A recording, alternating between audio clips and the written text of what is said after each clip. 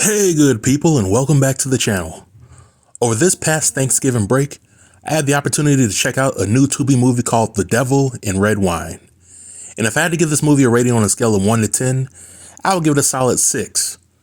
This movie started off very strong, but towards the third act, the storytelling went completely left and the WTF moments began to pile higher than the Empire State Building.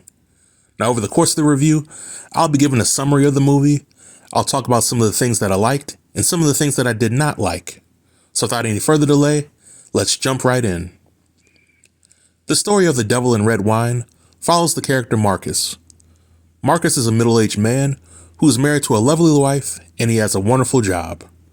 Marcus, however, has problems within his marriage. When we first see his wife Olivia in the movie, Marcus is trying to ask if he could give her that good old pickle tickle right before it's time to go to work. And Olivia stands her ground by politely declining this spontaneous act of snoo-snoo. When Olivia finally decides to let Marcus clap her cheeks, she makes it known that she's no longer taking birth control and that she's trying to trap him with the baby if he wants to continue being intimate with her. So right off the bat, we have a married couple who are not on the same page when it comes to intimacy, communication, and having kids. And to make matters worse, a woman named Raven comes into the picture and mucks everything up. Raven is the secretary of Marcus's boss, and she has a thing for Marcus. So much so that she pulls out all the tricks in her basket in order to get Marcus to give her that good old beef injection. Olivia eventually finds out about Raven and how Marcus got her pregnant, and the story for the most part goes completely left and descends into complete madness. So when it comes to some of the things that I liked about this movie, I would say that the acting performances were pretty decent, especially with the actress that played Raven. Raven was half vixen, half crazy, but the actress who played her was completely dedicated to pulling the role off. I also respect the performances from the actors that played Marcus and Olivia. There were some scenes in the movie that featured domestic violence, and those scenes looked very real from my vantage point, which is a good thing when the movie is trying to convince the audience the story that it's selling. I also like the overall message that the movie tried to convey. The moral of the story is simply, don't cheat because nothing good will ever come from it. I guess a secondary message for this movie would be that if you're going to cheat, at least be smart about it and pick a partner that does not have an STD or invest in a good home security system. Don't be like Marcus, who had a very dumb excuse for skipping dinner made by Olivia and not coming home until the next day. If Marcus had an IQ of over 80, then a lot of the events that happened in this movie could have been avoided. So there were a few things in this movie that prevented me from giving it a perfect 10. The first issue that I had with the movie was the $1 million twist. You see, good people, after Olivia learned that Marcus had been cheating with Raven and got her pregnant, Olivia decides to tie Marcus up, stab him in the stomach, and pretend like she didn't commit attempted murder.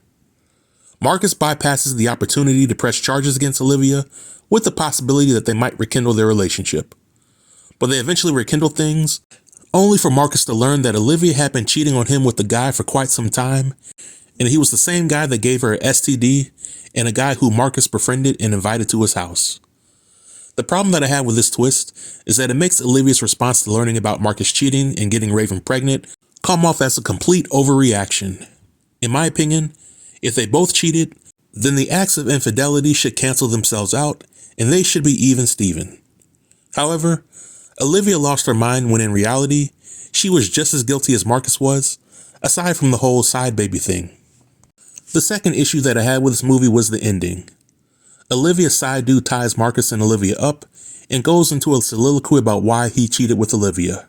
This guy has the opportunity to 86 both of them, but he toys with Marcus, which eventually leads to Marcus breaking free and stabbing the dude in the back. The movie ends with Olivia pulling one of Raven's moves by breaking into her house and taking out Raven while kidnapping the side baby. To me, this ending is over the top, is extreme, and completely random, as if whoever wrote the movie ran out of ideas and decided to wrap up the movie with the most random set of events that would keep the viewers engaged. I can understand Olivia taking out her side dude. He snitched on her and he had plans to harm her. I can even understand Olivia getting revenge on Raven. And Olivia seemed to be a very sensible person throughout the entire movie. Are we to believe that Olivia is going to go on the run with a baby that's not hers and live happily ever after? Friends, family members, and authorities will eventually find out what happened to all these people, and they'll be looking for Olivia. But I digress. So there you have it, folks. Again, this was a movie that showed a lot of promise, but it fell flat towards the end for me. But if you're somebody who likes to watch independent movies that provide shock value, then this movie is for you. And this marks the end of my review.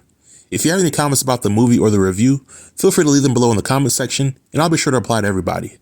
Until next time, stay tuned and stay safe. Peace.